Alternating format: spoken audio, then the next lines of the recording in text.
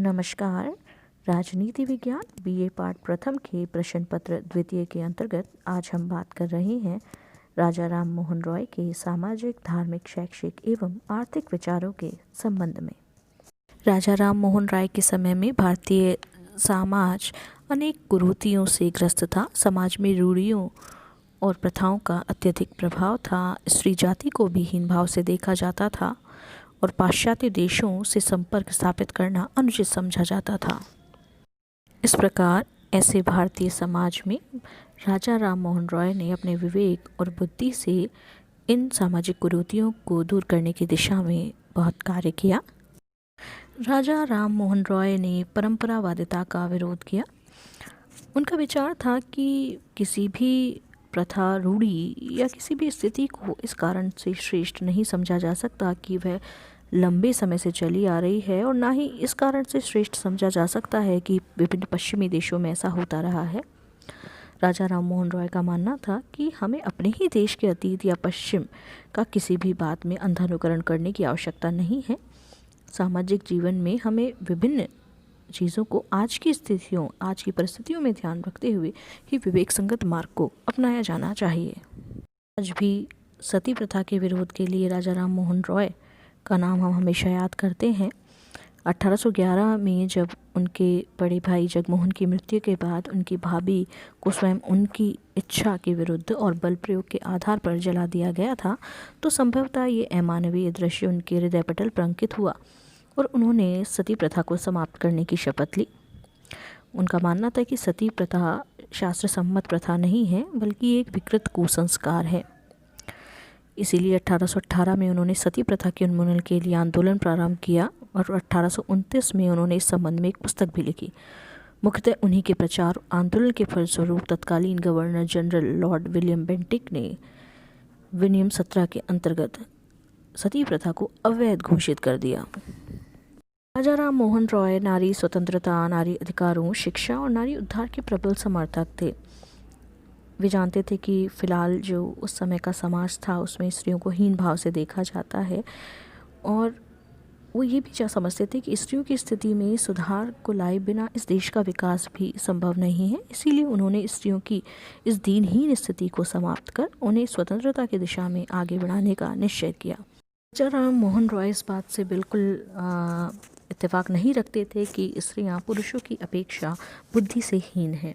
उन्होंने भारतीय इतिहास का उदाहरण देकर भी ये सिद्ध किया कि लीलावती, भानुमति, नटराजा एवं कालिदास की पत्नी तथा मैत्रेयी आदि नारियां प्रतिभा, विद्या और ज्ञान की साकार मूर्ति थी। उन्होंने स्पष्ट शब्दों में कहा कि यदि पुरुष और स्त्री दोनों के चरित्र का तुलनात्मक मूल्यांकन किया जाए तो आसानी से पता चल जाएगा कि स्त्रियाँ पुरुषों से अधिक ईमानदार हैं और अधिक चरित्रवान हैं। ही राजा राम मोहन रॉय के समय में हिंदू स्त्रियों को अपने पति की संपत्ति में कोई अधिकार प्राप्त नहीं था, और इन्होंने राजा राम मोहन रॉय ने इस अन्यायपूर्ण स्थिति की आलोचना की। 1822 में उन्होंने इसी विषय पर एक लेख लिखा, हिंदू उत्तराधिकार विधि पर आधारित स्त्रियों के प्राचीन अधिकारों का आधुनिक अतिक्रमण।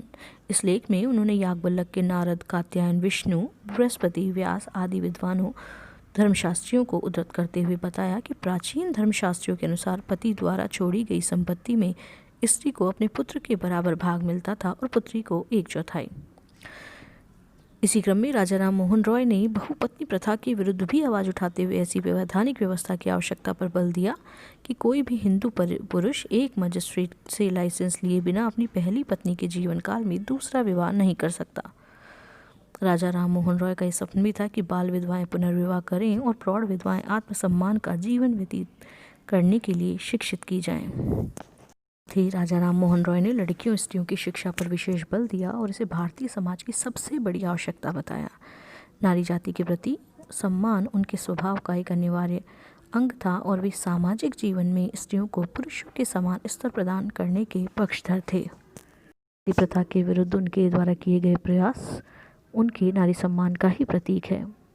आधुनिक भारत के वो पहले ऐसे व्यक्ति रहे हैं जिन्होंने स्त्रियों के पराधीनता के विरुद्ध विद्रोह और स्त्रियों के अधिकारों का समर्थन किया। राजा राम मोहन रॉय ने जाति प्रथा और जातिगत संकीर्णताओं का भी विरोध किया। रॉय ने जाति प्रथा के विरुद्ध प्रचार किया और यह विश्वास व्यक्त किया कि भारत में हिंदुओं की राजनीतिक कमजोरी और पराधीनता का एक प्रमुख कारण उनमें असंख्य जातियों का और उपजातियों का होना भी है। जाति प्रथा का विरोध करते हुए रॉय ने दो बातों पर बल दिया। पहला, जाति का आधार जन्म नहीं वरन कर्म होना चाहिए, और दूसरा, किसी व्यक्ति को जाति के आधार पर श्रेष्ठ अथवा हेय नहीं माना जा सकता, उसे उसकी उपलब्धियों, गुणों और मान्यताओं के आधार पर ही श्रेष्ठ माना जा सकता है। इस प्रकार राजा राम मोहन रॉय के सामाजिक विचारों के अध्ययन से हम ये पाते हैं कि राजा राम मोहन रॉय के यह विचार काफ़ी आधुनिक हैं और स्त्री सम्मान से युक्त हैं। राजा राम मोहन रॉय के धार्मिक विचारों पर बात करें तो धार्मिक सत्य के प्रति उनके मन में गहरी जिज्ञासा थी, और इसी जिज्ञासा के कारण ही उन्होंने विश्व के लगभग सभी धर्मों का गहरा अध्ययन भी किया था। धर्मों के वे ज्ञानकोश और तुलनात्मक धर्म के वे प्रकांड पंडित थे। इस क्रम में राजा राम मोहन रॉय बहुदेववाद का खंडन करते हैं और एकेश्वरवाद का प्रतिपादन करते हैं। राजा राम मोहन रॉय उपनिषदों के आध्यात्मिक एकत्ववाद और कुरान के तौहीद अर्थात ईश्वर की एकता के सिद्धांत से प्रभावित थे। उन्हें न्यू टेस्टामेंट की सरल और उदात्त नैतिक शिक्षाओं से भी प्रेरणा मिली थी, लेकिन उन्होंने ईसाइयों के त्रिदेव दर्शन को कभी अंगीकार नहीं किया। ईश्वर तत्व की एकता उनके समस्त दर्शन का केंद्रीय तत्व था। एकेश्वरवाद के प्रबल समर्थन में उन्होंने फारसी भाषा में तोहफत उल मुहव्वदीन नामक पुस्तक की रचना भी की थी। वे आत्मा के अमरत्व में भी विश्वास करते थे। मोहन रॉय ने मूर्ति पूजा का भी विरोध किया। उनका मानना था कि मूर्ति पूजा का हिंदू धर्म में कोई मौलिक आधार नहीं है, इसका चलन बाद में हुआ है। उन्होंने बलि प्रथा का भी विरोध ये कहते हुए किया कि ये मानवता की विरोधी है। राजा राम मोहन रॉय धार्मिक क्षेत्र में सहिष्णुता को भी सर्वाधिक महत्व देते थे। सहिष्णुता और शालीनता उनके जीवन और स्वभाव की भी अनिवार्य अंग थी। राजा राम मोहन रॉय मानवतावाद के उपासक थे और वह मानवता की सेवा को ही सच्चा धर्म मानते थे। राजा राम मोहन रॉय स्वयं बंगला, फारसी, अरबी, संस्कृत, हिंदी और अंग्रेजी इन 6 भाषाओं के विद्वान थे। वे शिक्षाविद थे स्वयं भी, और शिक्षा के प्रचार प्रसार में उनकी गहरी रुचि थी। राजा राम मोहन रॉय ने आधुनिक पाश्चात्य शिक्षा पद्धति को अपना समर्थन प्रदान किया। राम मोहन रॉय के शिक्षा संबंधी विचार व्यवहारिक थे और रचनात्मक थे। उन्होंने इस बात को समझ लिया था कि पाश्चात्य शिक्षा पद्धति को अपनाने पर ही जागरण और राष्ट्रीय एकता का भी प्रसार होगा। उनका विश्वास था कि शिक्षा ऐसी होनी चाहिए जो जनसाधारण के लिए व्यवहारिक हो, उपयोगी हो और वैज्ञानिक चिंतन से युक्त हो। इसीलिए उन्हें पाश्चात्य शिक्षा और विज्ञान का अधिकाधिक समर्थन किया। इसके लिए उन्होंने शिक्षा को आगे बढ़ाने के लिए प्रयास भी किए। 1816-17 में उन्होंने कलकत्ता में एक अंग्रेजी स्कूल की स्थापना की। उनकी प्रेरणा से ही सन 1822-23 में हिंदू कॉलेज की भी स्थापना हुई। वे ईसाई विषयों को भी भारतीय क्षेत्र में लाए। पाश्चात्य शिक्षा पद्धति के समर्थक होने पर भी राजा राम मोहन रॉय भारतीय संस्कृति और गौरव ग्रंथों के अध्ययन अध्यापन के प्रति पूर्ण सजग थे। उनका विचार था कि देश को वास्तविक उन्नति के लिए पाश्चात्य विश्व के से संबंध स्थापित करके कदम से कदम मिलाकर चलना पड़ेगा। इसलिए पाश्चात्य शिक्षा आवश्यक है, किंतु इसका अर्थ ये नहीं है कि हम संस्कृत शिक्षा की अवहेलना करें और वेद उपनिषद का अध्ययन त्याग दें। उन्होंने वेद उपनिषदों के भी अध्ययन को प्रोत्साहित करने के लिए वेदांत कॉलेज की स्थापना की। उन्होंने बंगला और हिंदी भाषा में भी साहित्य की रचना की। मोहन रॉय चाहते थे कि भारत में प्राथमिक शिक्षा निःशुल्क हो, अनिवार्य हो, और नारी शिक्षा के भी वे प्रबल समर्थक थे। राजा राम मोहन रॉय ने विधिवत रूप से कहीं भी आर्थिक सिद्धांतों का प्रतिपादित नहीं किया, लेकिन देश की आर्थिक समस्याओं के प्रति वे निश्चित रूप से जागरूक थे।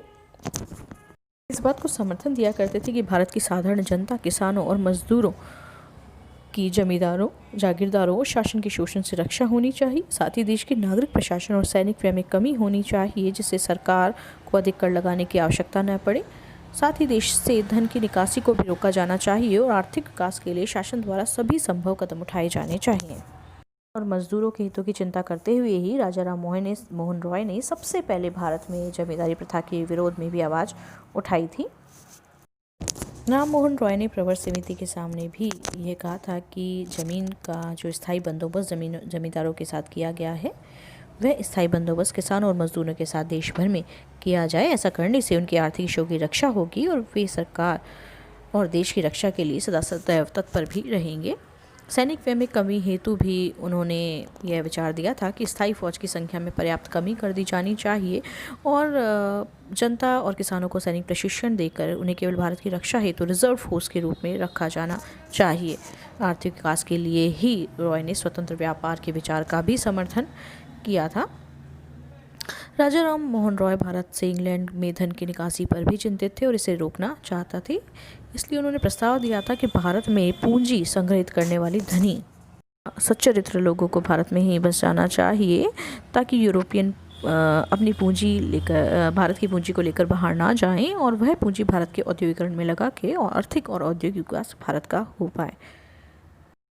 इस प्रकार एक समाज सुधारक, धर्म सुधारक, राजनीतिक विचारक और शिक्षाविद के रूप में उन्होंने देश के लगभग सभी समस्याओं के पक्षों पर विचार किया और उनके निदान प्रस्तुत किए, एक नया रास्ता दिखाया और इसीलिए वे भारत में पुनर्जागरण के प्रथम अधिवक्ता भी कहलाए।